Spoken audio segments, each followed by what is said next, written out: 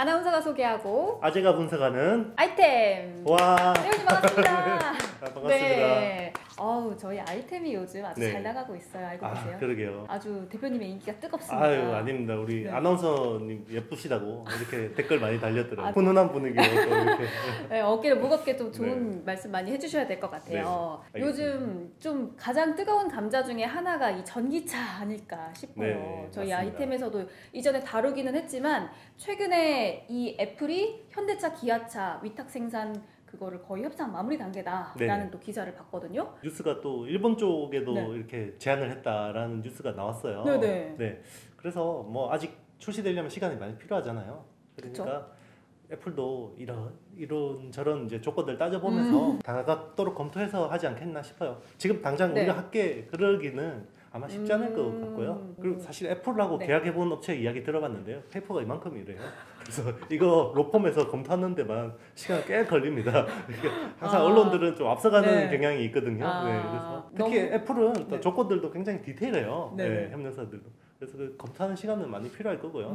그런데 사람들이 이 전기차에 대한 우려는 아직 좀 있는 것 같아요. 네, 그렇죠. 최근에 코나 화재 사건도 있었고. 그렇죠. 코나이비. 네. 그래서 아이오닉 5가 출시가 얼마 안 남았다라고 네. 하는데 괜찮을까? 전기차 안전할까? 라는 우려가 있거든요. 그렇죠. 괜찮나요, 대표님?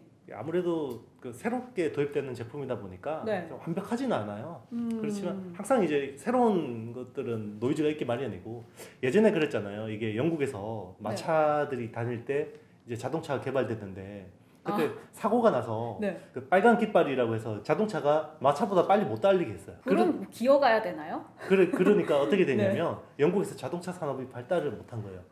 그게 미국으로 넘어가서 네. 미국에서 꽃을 피우게 된 거죠. 그러니까 항상 새로운 기술이 도입되면 항상 네. 걱정과 우려와 기우들이 있게 마련이고 그런 것들이 계속 보완이 되면서 안착이 되는 거고 지금 전기차 침투율이 3%, 4%도 안 되잖아요. 네. 그러니까 앞으로 계속 이렇게 20%, 30%뭐 이렇게 올 때까지는 굉장히 많은 어떤 기술적인 개선점들이 필요할 거고요. 테슬라도 처음에 많이 불나고 그랬잖아요. 불나고 뭐 지금도 사고 나고 그러지만 저번에 말씀드렸지만 전체 자동차 어떤 사고 데이터 통계에서 봤을 때는 굉장히 침소봉되는 측면이 있다라고 볼 수 있는 거고요. 그 불 난 것만 네네. 또 기사에 나오니까 그렇죠. 엄청 많은 것 같은데. 네. 그리고 오늘의 주제지만 사실은 현대차가 eGMP라는 전기차 전용 플랫폼에서 네. 처음 출시하는 차가 아이오닉 5잖아요. 코나 EV 같은 경우는 네. 기존에 이제 아반떼 생산 라인을 개조해서 전기차를 만든 거거든요. 다른 거구나. 네네. 완전히. 네. 그러니까 이제 새로운 플랫폼이 나오기 때문에 아무래도 새로운 플랫폼에서 나온 전기차는 좀 더 개선된 성능과 안정성을 담보하지 않을까라고 기대하고 있습니다. 근데 기대긴 기대인데 플랫폼이 완전히 달라지니까 네. 또 안정성은 아직 그렇죠. 모르는 거 아닌가요? 네. 누군가 이제 누군가는 또 실험용 생지가 된 우리 희망적으로 그러니까요. 너 네. 됐기를 바라겠습니다. 맞습니다. 어쨌든간 이 eGMP 네. 뭐 지난 방송에서도 말씀을 해주시긴 했지만 정확하게 다시 한번 좀 짚어주시면 좋을 것 같아요. 기존에는 전기차를 어떻게 만들었냐면요. 네. 기존에 화석 연료차 있잖아요. 엔진을 드러내요. 자동차에서. 네. 엔진을 드러내고 네. 거기 빈 공간이 남잖아요. 네네. 거기에다가 배터리를 채워 넣은 거예요. 다 그런 식으로 디자인이 됐는데 크게 바뀌지는 않아요. 네네, 그렇죠. 그러다 보니까 공간 효율도 떨어지고 배터리도 많이 적재를 못 하는 거예요. 그러니까 이제 처음부터 전기차를 타깃으로 해서 이 플랫폼을 만들면 굉장히 공간 효율부터 시작해서 최적화해서 만들 수 있잖아요. 이제 그런 것들이 나오기 시작한 거고, 뭐 지금 세계적으로는 폭스바겐 그룹이 전기차 전용 플랫폼을 네. 이미 이제 하고 있고, ID3가 거기서 이제 출시됐고 만들어지고 있고요. 그리고 GM도 전기차 전용 플랫폼을 공개를 했고, 현대차가 eGMP를 공개한 거죠. 이제는 전기차 전용 플랫폼의 싸움이 이제 시작되는 시대인 거죠. 테슬라는 오래전부터 처음부터 전기차 전용 플랫폼에서 이거를 이제 시작한 거고요. 그렇다면 eGMP 특징 어떻게 네. 다른가요? eGMP는?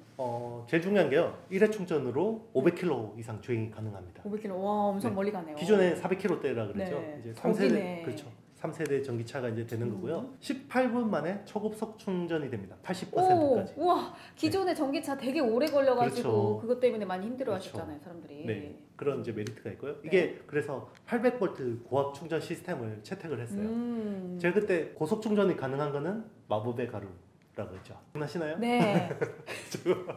그렇죠. 마법의 가루를 넣어서 안정화를 시켰기 네. 때문에 고속으로 충전을 해도 불안정성이 떨어진다. 네. 넓은 어떤 실내 공간, 내연기관 차를 그렇죠. 엔진을 드러내고 한 게 아니기 때문에 훨씬 넓은 효율적으로 네. 공간 활용. 그렇죠. 배터리가 아래쪽에 낮게 깔려 있어요. 그러면 무게 중심이 아래쪽에 있으면 승차감이 굉장히 좋아집니다. 왜냐하면 네. 배터리가 이렇게 뭉텅이로 돼서 약간 어정쩡하게 있으면 많이 흔들리겠죠.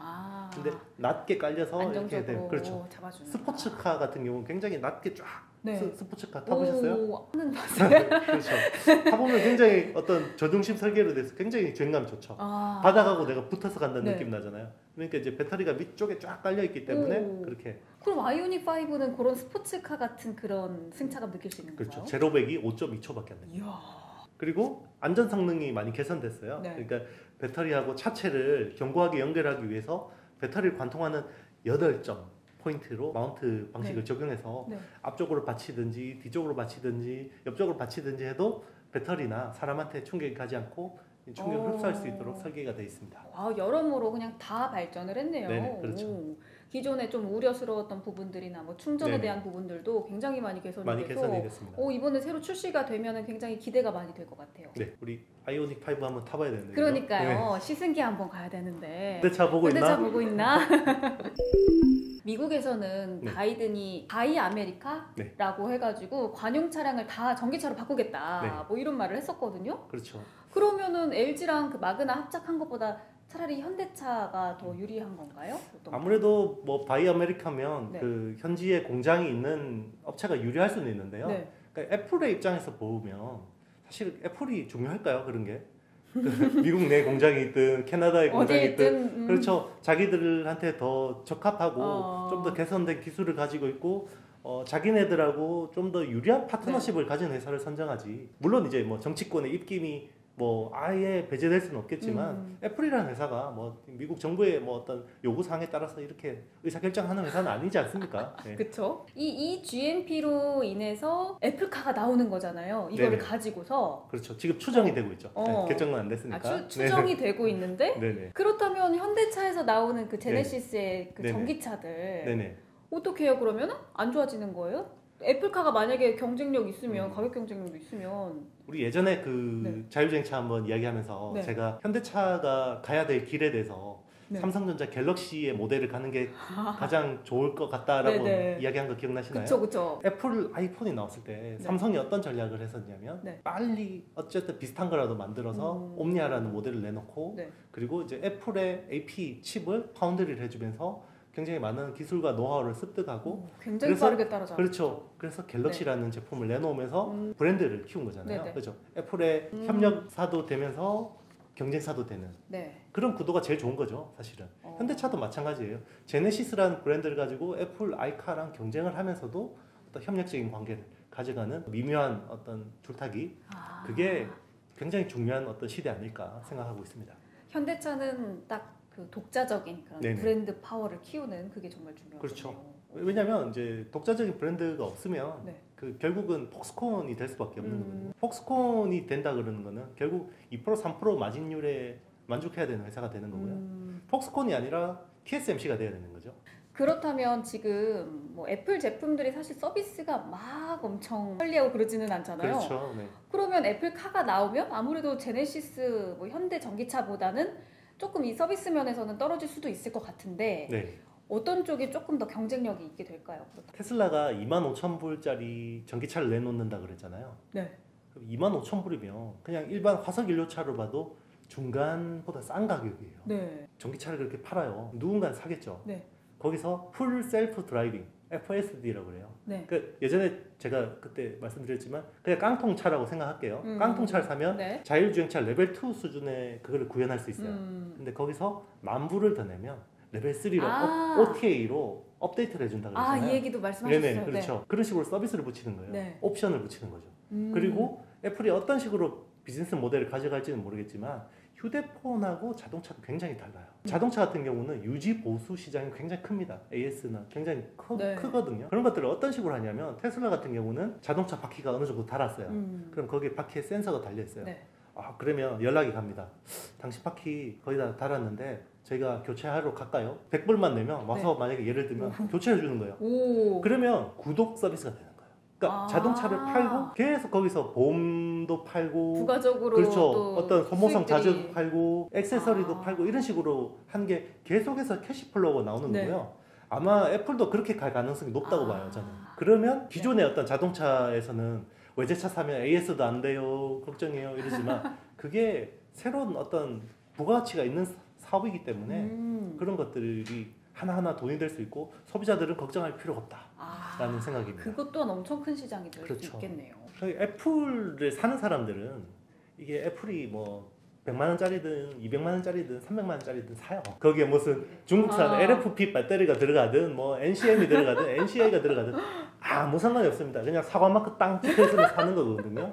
그만큼 브랜드 파워가 있는 회사고 그러니까 우리나라 전체 시총보다 크잖아요. 애플이. 그런 브랜드가 있으니까. 또 여기 살 사람들 그렇죠. 많잖아요. 근데 이제 제네시스를 그렇게 아직 그런 브랜드로 볼 수 없는 거거든요. 사실 제네시스라는 프리미엄 브랜드는 우리나라 국내 내수용이에요. 아직까지. 이제 그 브랜드를 가지고 북미 시장을 진출하고 유럽 시장을 진출하고 이런 것들을 현대차가 앞으로 보여줘야 되는 거고 아주 초창기의 갤럭시 같은 상황이라고 보면 되는 거고요. 거기서 갤럭시만큼의 어떤 브랜드 파워를 키우는 것만 해도 굉장한 거예요. 지금 현대차뿐만 아니라 GM, 테슬라, 폭스바겐 이런 다른 자동차 제조 회사들도 플랫폼 경쟁에 엄청 뛰어들고 있잖아요. 그렇죠. 지금 어떻게 진행 중이에요? 어쨌든 플랫폼을 가장 먼저 시도하고 가장 앞서 있는 회사는 테슬라입니다. 네. 테슬라는 이제 모델 S의 어떤 전기차 플랫폼을 가지고 모델 X를 그대로 개발했거든요. 그리고 모델 3하고 모델 Y는 플랫폼이 같습니다. 스케이트보드 타입이라 그러거든요.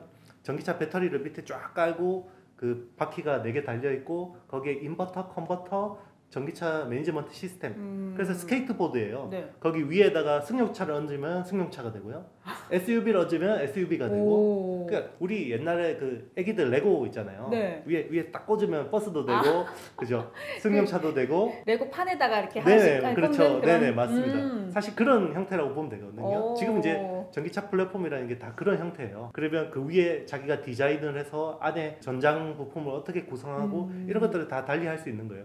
밑에 그러면 동력원, 전기차부터 어떤 그 모터 그리고 인버터, 컨버터 여기까지는 똑같은 거예요. 다 그런 식으로 가고 있는데 폭스바겐도 마찬가지고요. 그런데 이제 테슬라가 제일 먼저 그걸 시도했고 폭스바겐이 MEB라는 모듈러 일렉트릭 드라이버 매트릭스라는 이제 MEB라는 플랫폼을 내놨고요. 거기서 ID3, ID7, ID 패밀리, ID 룸즈, ID 버기 같은 모델들이 다 같은 플랫폼으로 생산되는 거예요. 그리고 이제 현대차는 eGMP를 가지고 이번에 아이오닉 5가 나오고 기아차 이벤진이 같은 플랫폼으로 개발되는 거예요. 그러면 이렇게 같은 플랫폼을 하면 어떤 이점이 있냐면 기본적으로 가격이 싸집니다. 그렇잖아요. 예를 들면 소나타 한 대 전기차 개발하는 것보다는 소나타, 그랜저 뭐 이런 거 같이 개발하면 같이 해놓고 위에만 다르게 그렇죠. 넣으면 되겠다. 부품을 대량으로 사잖아요. 부품을 대량으로 사고 대량 생산하기 때문에 코스트가 급격히 떨어지겠죠. 네. 그러다 보니까 우리 전기차 플랫폼을 경쟁사한테도 오픈해줄게 라는 거예요. 그러니까 지금 폭스바겐도 마찬가지고 현대차도 일단 애플한테 만약에 뭐 이걸 오픈한다는 거는 경쟁사인데 오픈해주겠다는 거거든요. 왜냐하면 경쟁사가 우리 플랫폼을 쓸수록 규모의 경제가 되기 때문에 코스트는 더 떨어져요. 그런 경쟁이 있는 거고 테슬라는 그러니까 이제 모델 뭐 S, 3, 뭐 X, Y, 뭐 사이버트럭 이런 것들 빨리 개발할 수 있는 건데요. 테슬라가 스케이트보드를 제일 먼저 내놓고 다른 업체들이 다 따라갔어요.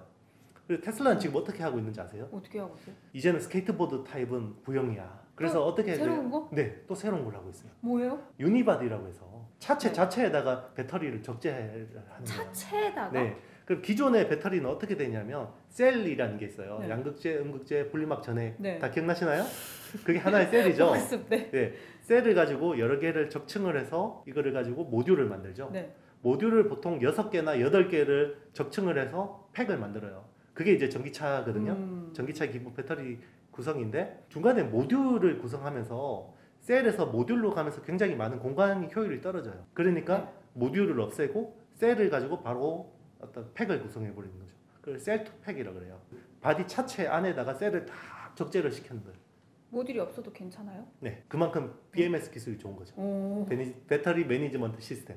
기존에는 스케이트보드에다가 위에 얹었죠. 그런데 만약에 충돌을 하거나 그러면 상하가 뭐 분리될 걱정도 있고 그죠. 이 자동차가 제일 중요한 게 사고가 났을 때 잘 구겨져야 돼요. 자동차가. 그래야 그 충격을 맞아요. 흡수하니까. 맞아요. 그러니까 이제 볼보 차가 좋은 게 네. 차가 나중에 완전 박살났는데도 사람은 살았다. 사람은 살고. 그렇죠. 왜냐하면 그 차체가 충격을 다 받고 사람한테 충격을 안 주는 거거든요. 그러려면 처음부터 이런 바디에 그 단순히 이 배터리를 위한 공간이 아니라 이 차체 자체의 어떤 구성품으로서 배터리가 되는 거예요. 그걸 유니바디라 그럽니다. 옛날에 이야. 우리 휴대폰 나왔을 때 처음 나왔을 때 네. 배터리 탈착했잖아요. 네네. 그죠? 껍데기 열어가지고 탈착하고 있다가 어느 순간 이게 그냥 일체형으로 되고. 일체형. 네. 그렇죠. 그게 유니바디. 거기에 맞게 일체형이 최적화돼서. 되는구나. 그렇죠. 벌써 테슬라는 거기까지 갔어요? 네네. 그리고 기존의 어떤 전기차 플랫폼들은 네. 만약에 큰 차 같은 경우는 앞뒤로 늘려요. 그러니까 배터리 팩이 6개, 그 모듈이 6개가 되면 이 정도 길이면 8개를 하면 어떻게 되겠어요? 이렇게 더 길어지겠죠. 네. 그렇죠. 이거밖에 못 줄여요. 앞뒤로. 근데 테슬라는 좌우 폭도 넓힐 수 있도록. 좌우 앞뒤 네. 다. 그렇죠. 왜 그게 가능하냐면 네. 허니콤 구조라고 해서 벌집 모양이죠. 우리 벌집 보면 이렇게 네네네. 육각형 그렇게 해서 배터리를 중간에 채운 거예요. 이게 자연계에 있는 구조에서 그런 허니콤 구조가 가장 많은 질량을 담을 수 있대요. 공간 효율적으로. 이 자연의 신비. 네네. 그래서 네. 그거를 가지고 도입을 한 거예요. 남들은 앞뒤로만 넓힐 수 있을 때 네. 우리는 좌우까지 된다. 야. 그리고 유니바디를 하면 좋은 게 뭐냐면 네. 기존의 레고 블록을 한 6개 정도의 구성품으로 딱 조립을 한다 그러면 유니바디가 되면 6개에서 한 4개 이렇게 줄일 수 있는 거예요. 그럼 조립 공정이 줄죠. 그럼 또 코스트도 떨어지고. 와. 우리 머스크 형 훌륭합니다. 네. 벌써 거기까지 언제 따라잡아요? 빨리 따라잡아야 되는데. 빨리 따라잡아야죠. 네. 전기차 시장에서는 네. 테슬라가 애플 같은 회사예요. 네. 기술을 주도하고 있죠. 애플이 현대차를 파트너로 선정을 만약에 한다면 현대차는 또 수소차도 있으니까 이 수소차에 대한 그런 기술도 좀 교류하고 또 얻어오려는 그런 속셈도 혹시 있을까요? 충분히 가능하다고 생각하고 있습니다. 오. 전기차 다음은 결국은 수소차거든요. 네네. 어떤 그거에 대한 로드맵은 누구나 인정하는 건데 전기차부터 협력을 하기 시작하면 그 다음 수소차에 대한 협력도 굉장히 당연히 이어질 수밖에 없고 애플 아이카가 수소차에 대한 어떤 그런 로드맵을 빨리 가져갈 수가 있잖아요. 왜냐하면 수소차를 상용화해본 유일한 브랜드잖아요. 네. 전기차가. 그렇다면 애플이 현대차로 확정은 아니지만 이제 파트너로 선정을 하게 된다면 공급망은 어떻게 될까요? 지금 EGMP 관련 업체들이 굉장히 많이 거론되고 있는데요. 네. 현대모비스, 현대위아, 모비스, 네. 그리고 만도, MC넥스, 그리고 한국단자, 단자? 그리고 고영 이런 회사들이 고영? 좀 수혜를 볼 수 있을 거라고 생각하고 있습니다. MC넥스는 이제 현대기아차 쪽에 카메라 거의 가장 많은 물량을 담당하고 있죠. 네. 카메라 쪽을. 그리고 이 회사가 라이다 쪽도 하고 있고 거기고 이제 카메라 단순 카메라에서 벗어나서 솔루션들을 많이 하고 있어요. 어라운드 뷰 모니터링이라든지 360도로 카메라를 볼 수 있다든지 그리고 사이드 미러 어떤 대체하는 카메라라든지 여러 가지 솔루션들을 가지고 있습니다. 이 회사는 이제 해외 업체들 테슬라 그리고 뭐 모빌아이 이런 회사들 그리고 일본의 덴소 이런 회사들 통해서 굉장히 많은 개발 경험들과 어떤 파트너십을 보유하고 있기 때문에 이 GMP가 되면 거기서 이제 관련 부품을 공급하는 주요 업체로 유력하다고 보고 있습니다. 그리고 다음 기업. 현대모비스는 당연히 네네. 예측할 만한 회사일 그렇죠. 것 같아요. 이제 현대차, 현대기아차의 어떤 네. 전동화 부품, 그러니까 전장 부품이라 그러죠. 그런 쪽을 이제 납품하는 회사고 모터부터 시작해서 인버터, 컨버터, 뭐 여러 가지 것들을 공급하기 때문에 당연히 들어가야 되는 회사고요. 네. 지금 뭐 EGMP 그 최대 수혜 업체로 거론되는 것도 전혀 뭐 무리가 없다고 생각하고 있습니다. 그리고 그 다음 현대위아는 위아는 뭐죠? 현대위아는 지금 현대기아차의 엔진을 위탁 생산하는 업체예요. 그래서 이제 아무래도 전기차로 바뀌면 네. 피해를 보잖아요. 그죠? 그쵸. 어떻게 지금 해야 돼요? 엔진 그 제조 매출이 한 88% 정도 되고 자동화 쪽이 한 12% 정도 돼요. 자동화 로봇. 전기차 열 관리 시스템 쪽을 이 회사가 담당하게 됐어요. 그러니까 왜냐면 네. 기존의 내연기관 차들은 이렇게 화석 연료를 태우니까 열이 나잖아요. 네. 그걸 가지고 이제 냉난방에 쓸 수가 있거든요. 그런데 전기차는 다 전기로 해야 되기 때문에 네. 열이 안 나요. 그죠? 그러니까 그런 열 공조 시스템이 필요하거든요. 열 관리 시스템 필요한데 그런 것들을 이제 현대위아가 담당하게 되고 그동안 굉장히 안 좋게 봤는데 이렇게 전기차가 되면 수혜를 볼 수 있는 부분도 있구나. 그런 것들이 점점점 어떤 소프트 랜딩하는 모습들을 보고 굉장히 또 좋게 보는 거고요. 현대차 그룹 자체가 또 이제 로봇 쪽에 굉장히 많은 네. 관심을 가지고 있잖아요. 보스턴 다이내믹스도 인수했고 어떤 서비스 로봇도 있지만 제조업 로봇 쪽도 굉장히 많은 관심을 가지고 있기 때문에 거기서도 수혜를 볼 수 있는 거고. 다음은 안도. 네, 만도는 네. ADAS라 그래요. ADAS. 그 지능형 ADAS? 운전자 지원 시스템이라고 해서 네. 지금 우리가 그 무슨 크루즈 뭐 이런 것들 있잖아요. 자율주행 그 테슬라가 아닌 이런 것들은 대부분 레벨 2 수준이에요. 네. 그래서 이제 그런 어떤 솔루션을 공급하는 회사인데요. 지금 레벨 3, 레벨 4 쪽으로도 굉장히 기술을 많이 축적했고 최근에 한락 그 그룹과의 어떤 조인트 벤처를 또 100% 흡수하면서 거기 관련된 어떤 솔루션 기술들을 내재화를 했기 때문에 향후 이제 EGMP가 되면 그쪽으로 굉장히 많은 수혜를 볼 수 있다. 그리고 이 회사 같은 경우 테슬라하고도 그 공급 경험이 굉장히 있습니다. 그럼 다음 기업 어딘가요? 네, 한국 단자는요 단자? 말 그대로 커넥터를 하는 회사예요. 이렇게 어떤 전자 부품끼리 이렇게 서로 이렇게 연결이 될 때 중간에 케이블이 있잖아요. 네. 그럼 이렇게 딸깍 꽂는 거 있죠. 그 케이블 커넥터를 하는 회사인데 네. 기존의 자동차에 반도체가 한 300개 정도 들어가거든요. 네. 평균적으로. 자율주행차가 되면 한 1000개가 들어가야 돼요. 그럼 그 반도체들을 다 이어주는 전자 장치들이 있을 거고 네. 거기에 얼마나 많은 커넥터들이 들어갈까요? 그리고 그 커넥터가 기존에는 굉장히 단순한 기능들을 하는 커넥터였는데 네. 자율주행차는 굉장히 많은 어떤 복잡하니까. 전자적인 기능들을 요구하잖아요. 그럼 커넥터 수준도 굉장히 높아져야 되는 거고 네. 거기에 대다수 어떤 커넥터를 납품한 회사가 한국 단자입니다. 마지막으로 고영? 이 회사는 이제 3D 검사 장비 1위 업체예요. 스마트폰 쪽도 많이 하고 있고 이 회사가 또 경쟁력을 가진 게 자동차 전장 쪽입니다. 전장. 네, 전장이라는 게 네. PCB 기판이 있고 그 위에 반도체도 올라가고 수동 소자도 올라가고 여러 가지 부품들이 올라가잖아요. 네. 그럼 이게 잘 접합이 됐는지 그 솔더링은 제대로 됐는지 검사를 해야겠죠. 3D로. 그렇죠. 정밀한 검사를 해야 되는데 네. 그런 검사 장비를 이 회사가 세계에서 제일 많이 하고 있고요. 뭐 보시라든지 일본의 뭐 덴소라든지 폭스콘이라든지 뭐 이런 유명한 기업들은 대다수 고영의 3D 검사 장비를 쓰고 있다고 보시면 됩니다. 와, 그만큼 기술력이 세계에서도 인정을 받았네요. 맞습니다. 그런 문제가 또 있을 수 있을 것 같아요. 네. 혹시나 이 애플이 현대차랑 손을 잡지 않는다면 네. 이 기업들은 그래도 여전히 미래가 괜찮을까? 네, EGMP의 어떤 생태계 자체에 있는 회사이기 때문에 네. 뭐 애플로 들어가든 안 들어가든 어쨌든 수혜를 보게 되어 있습니다. 결국은 이제 속도의 문제죠. 자, 저희가 새로운 코너를 신설했잖아요. 네네. 워낙 이 아이템이 핫해지다 보니까 많은 분들이 댓글로 질문을 주셨는데 직접 하나하나씩 답변을 드리도록 하겠습니다. 네네. 자, 첫 번째 질문 한번 볼게요. 배터리가 전기차 값의 40%를 차지한다는데 양극재, 음극재, 분리막, 전해질이 각각 차지하는 비용이 얼마인지 비용을 네네. 궁금해하셨어요. 제가 그때 설명드릴 때 전기차 배터리가 전기차의 한 40% 비중을 차지하고 네. 배터리 중에서 양극재가 한 40% 비중을 차지한다라고 한 말씀을 이야기하시는 것 같아요. 네. 양극재가 한 38% 정도 되고요. 그리고 음극재가 한 18% 정도 됩니다. 그리고 분리막이 한 18% 정도 되고요. 네. 그리고 이제 전해액이 한 13% 정도 됩니다. 나머지 기타들이 뭐 첨가제라든지 네. 뭐 이런 그런 것들입니다. 뭐 비율들이 그렇게 막 엄청 차이가 나지는 않네요. 네네. 양극재가 제일 양극재가 큰 제일 비중을 크고. 차지하고 있습니다. 네.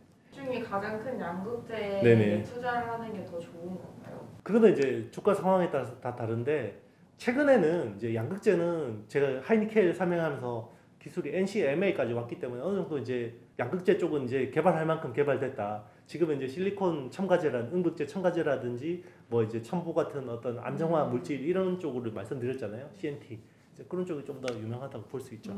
자, 두 번째 질문. 각 나라별로 전기차 구매를 위한 보조금을 주게 되면 보급형 전기차가 많이 생산되기 때문에 배터리를 저렴한 원통형 2차 전지로 많이 생산하지 않을까? 보급형 전기차가 네. 어쨌든 가장 많이 팔리니까 그런가요? 이건 좀 약간 제가 네. 원통형 2차 전지 쓰는 유일한 업체가 어디라 그랬죠? 어디였어요? 테슬라요. 그렇죠. 노트북 거 그렇죠. 갖다가 네. 처음부터. 기억나시죠? 네네네. 테슬라가 그거 하느라고 BMS 기술이 세계 최고가 됐다 그랬죠. BMS 기술, 배터리 매니지먼트 시스템 기술이 없는 회사가 쓰면 어떻게 되겠습니까? 그럼 안 되죠. 그렇죠. 쓰기 어려워요. 오히려 어차피 그렇죠. 예. NCM이나 네. 제일 저렴한 중국산 LFP 양극재를 채택한 그런 안정적인 물질을 많이 쓰지 않을까 싶습니다. 자, 세 번째 질문 볼게요. 2차 전지는 NCA 전지 그리고 NCM 전지 어떤 전지가 대세를 이룰 것인가? 이런 게 이제 되게 초창기에 나왔던 질문이에요. 네네. 2차 전지 되게 초창기 몇 년 전에 NCA가 좋으냐, NCM이 좋으냐, 네. LFP가 좋으냐. 네. 사실 지금은 무의미해졌어요. 지금은 이거 다음 거 나왔잖아요. 그렇죠. 하이니켈 이야기하면서 네. 그 811까지 왔고 그 다음이 뭐라 그랬죠? NCMA로 간다 그랬죠. NCMA. 두 개 네. 섞어버렸잖아요. 아. 그렇죠. 섞어버렸기 때문에 이제 사실 이거는 어떤 게 더 네. 대세인지는 크게 중요하지 그렇죠. 않아요. 이제는 이미 서로 기술의 장단점들이 믹스가 된 거고 어떤 양극재 업체들끼리는 캐파 경쟁이 누가 더 많은 규모를 확보를 해서 코스트를 싸게 하느냐 이 경쟁이 더 중요합니다. 네, 이렇게 여러분들의 질문을 답변을 해주셨고요. 와 진짜 질문 수준이 너무너무 깜짝깜짝 놀래요. 말 잘못하면 큰일 나겠는데요. 네, 그러니까요. 맞는지 아닌지 이거 다시 검색해서 막 보시는 거 네, 아닌가 막 싶은데 그만큼 정말 대표님의 그 지식의 깊이가 너무 대단하다라는 게 더 열심히 또 공부해야겠습니다. 느껴집니다. 그리고 우리 시청자분들도 너무너무 공부를 저보다 열심히 훌륭하신 해주셔가지고 시청자들이 많으신 것 같아요. 네. 그러니까요. 또 궁금한 점 있으시면 댓글로 남겨주시면 대표님께서 또 네, 친절하게 이렇게 친절하게 답변을 설명드리겠습니다. 드리도록 하겠습니다. 자, 오늘은 현대차의 새로운 플랫폼, 전기차 플랫폼 eGMP에 대해서 이야기를 나눠봤는데요. 오늘도 정말 깊이 있는 강의 감사드리고 또 여러분들도 도움이 되셨다면 구독과 좋아요 그리고 투자에 대한 판단은 본인에게 있습니다. 본인에게 있다는 거 네. 기억해 주시기 바라겠습니다. 저희는 다음에 만나요. 안녕.